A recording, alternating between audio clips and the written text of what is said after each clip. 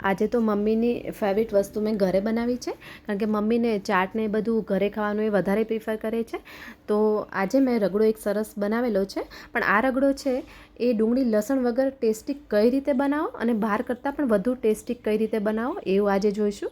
તો અહીંયા મેં ફ્રેશ વટાણા લીધેલા છે 2.5 કપ જેટલા.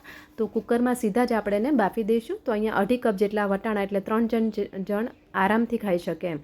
અને સાથે 2 બટેટા લીધેલા છે ધોઈને છાલ ઉતારીને, અને આ રીતે એને કટ કરી દીધેલા છે. હવે 1 ગ્લાસ પાણી એટલે કે 2 કપ જેટલું પાણી અંદર એડ કરવાનું. સાથે આપણે ટેસ્ટ પ્રમાણે મીઠું પણ અંદર એડ કરી દઈએ, પછી પાણીના ભાગનું નાખશું.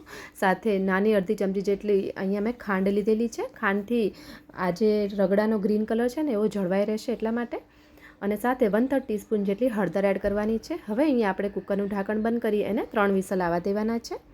તો અહીંયા કુકર મૂકી દીધું છે. ત્યાં સુધીમાં આપણે બીજી પ્રિપરેશન કરી દઈએ. તો અહીંયા આપણે ડુંગળી લસણનો યુઝ નથી કરતા. જે લોકો નાખતા હોય એ લોકો ડુંગળીને એકદમ ઝીણી સુધારી અથવા તો આ રીતે પીસીને પણ નાખી શકે છે ગ્રેવી બનાવીને. તો અહીંયા મેં 3 ટમેટાં લીધેલા છે. તો ટમેટાની સાથે 1 ઇંચ જેટલો આદુનો ટુકડો પણ લીધેલો છે. અહીંયા આદુ મરચાં તમારે જે પ્રમાણે ઓછું વધુ નાખવું હોય એ પ્રમાણે નાખવાના. અહીંયા મમ્મીને મતલબ લીલું મરચું નથી પસંદ કરતા બહુ ખાવાનું, એટલે મેં અત્યારે નથી એડ કર્યું, સ્કીપ કર્યું છે. તમારે જો નાખવું હોય તો લીલું મરચું આમાં નાખી શકો છો. અને સાથે આદુની સાથે મરચાંને એ પ્રમાણે આમાં આગળ પડતું હશે ને તો વધારે ટેસ્ટી લાગતો હોય છે. સાથે મેં અહીંયા કોથમીર થોડી લીધેલી છે, પણ કોથમીરને એકદમ કૂણા દાંડી હોય ને ડાળખા સાથે લેવાની, એનાથી ટેસ્ટ સારો આવશે. અને અડધી ચમચી જેટલું જીરું એને એવી પેસ્ટ બનાવી દીધેલી છે. હવે અહીંયા લસણ ડુંગળી ખાતા હોય તો તમે ડુંગળી પણ આ રીતે ક્રશ કરીને નાખી શકો છો આની સાથે જ. તો તમારે 1 નંગ જેટલી ડુંગળી લેવાની રહેશે. અહીંયા આપણે 3 વિસલ આવી ગયા છે. તો એને કુકરને ઠંડુ થવા દઈએ, ત્યાં સુધી આપણે ગ્રેવીની તૈયારી કરીએ.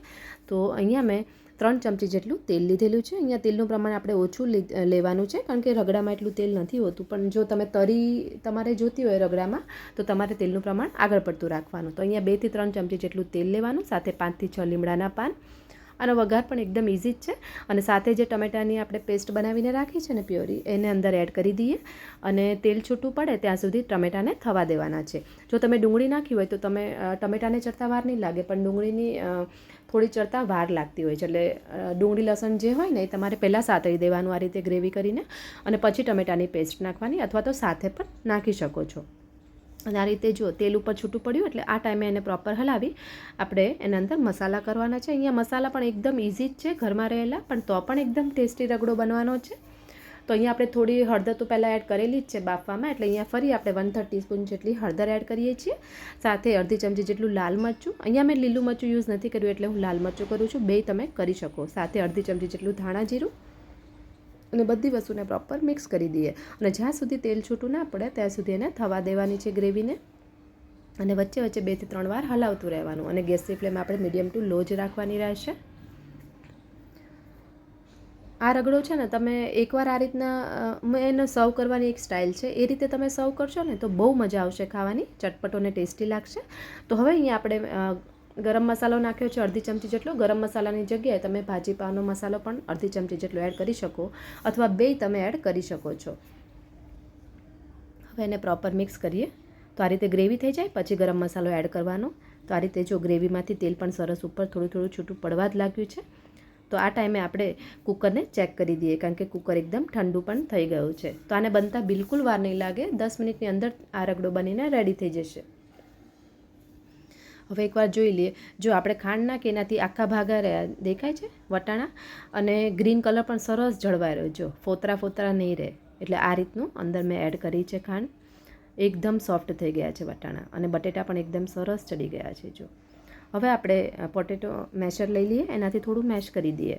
તો આને રફલી મેશ કરવાનું છે, કારણ કે એનાથી શું થશે, બટેટા અંદર નાખવાથી ગ્રેવી એકદમ ઘટ્ટ થઈ જશે અને એનું ટેક્સચર સરસ આવશે.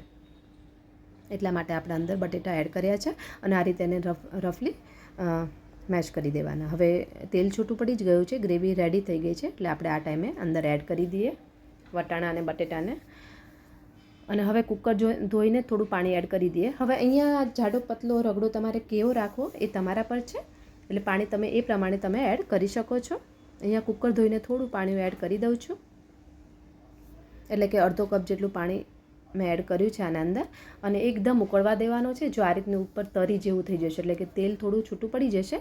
હવે આપણે અહીંયા થોડું મીઠું પહેલાં નાખ્યું તો હવે ટેસ્ટ પ્રમાણે મેં પાણી નાખ્યું એટલે એના ભાગનું મીઠું એડ કરી દઈએ અને આને એકદમ ઉકળવા દઈએ મીડિયમ ટુ લો ફ્લેમ પર. તો આ રીતે જો તમે તરત જમવા બેસવાના હોય તો આ બરાબર છે, નહીં તો થોડું પાણી નાખી દેવાનું અને પછી એને થોડી વાર માટે ઉકળે પછી બંધ કરી દેજો, જેથી કરીને મતલબ તમે જમવા બેસો ને તો એકદમ ઘટ્ટ થઈ જતું હોય છે બટેટાને અને વટાણાના લીધે, એટલા માટે થોડો રસો રાખવાનો એમ. હવે આ ટાઈમે આપણે અડધું લીંબુ નાખી દીધેલું છે અને ઉપરથી કોથમીર. તો આપણો ગરમ ગરમ રગડો બનીને રેડી થઈ ગયો છે અને ઉકળતા પણ બિલકુલ વાર નહીં લાગે અને ખાવામાં બહુ જ મસ્ત લાગશે. તો એકવાર આ રેસીપી જરૂરથી ટ્રાય કરજો, કારણ કે અત્યારે શિયાળો છે અને આ વટાણા મળે જ છે માર્કેટમાં એટલા માટે. અને અહીંયા મેં ખજૂર આંબલીની ચટણી એડ કરેલી છે 2 થી 3 ચમચી જેટલી, જેના લીધે આપણો રગડો એકદમ ટેસ્ટમાં બેસ્ટ બનશે. તો આ રીતે હું ઉપરથી ખજૂર આંબલીની ચટણી નાખું છું. તમારે રગડાની અંદર પણ નાખવી હોય તો નાખી શકો છો. અને સાથે ગ્રીન ચટણી એડ કરેલી છે 1 ચમચી જેટલી. અને અહીંયા મેં રતલામી સેવ લીધેલી છે, એને આપણે ઉપર નાખી દઈશું અને થોડા અહીંયા દાડમના દાણા પણ નાખીશું. એટલે જો કોઈ બી ગેસ્ટ આવે કે ગરમ ગરમ કાંઈ ટેસ્ટી ખાવું હોય તો તમે ઘરે આ બનાવી શકો છો અને ઉપરથી કોથમીર નાખી ગરમ ગરમ આને સર્વ કરીએ. જો મારી મહેનત અને મારો વિડીયો થોડા પણ તમને ગમતા હોય તો વિડીયોને લાઇક કરી દેજો, શેર કરી દેજો અને સબસ્ક્રાઈબ જરૂરથી કરી દેજો. અને હા, તો કોને કોને રગડો આવો બહુ જ ભાવે છે લોકો કમેન્ટ કરીને એના સિટી કે ગામના નામ સાથે મને જરૂરથી કહેજો, પણ મને પણ ખબર પડે કે મારા કયા વ્યુઅર્સને રગડો બહુ ભાવે છે. ચલો ફરી મળીએ એક નવી રેસીપી સાથે. Thank you.